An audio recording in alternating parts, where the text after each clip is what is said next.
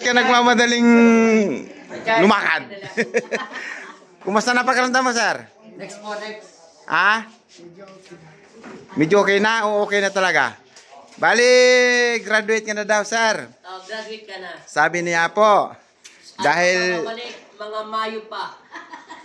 Matagal pa kailangan mo ka talagang maglakad-lakad lang. At saka kung gusto mo magpa-therapy, papayagan na kita. Kung gusto mo magpamasahe o sa mga bulag, pwede rin yan. Huwag ka lang pupunta sa mga Cairo na binabali-bali yung bangkuto mo. Bawal ka ron.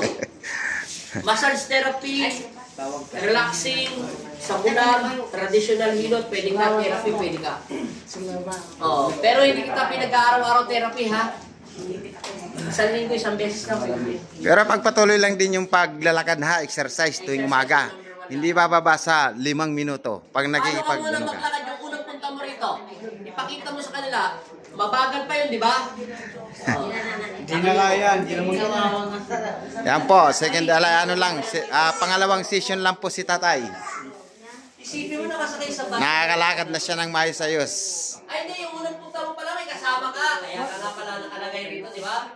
Paano siya nakalagay? Tay, salamat sa inyong pagtitiwala sa Alipin Ama Jesus Nazareno.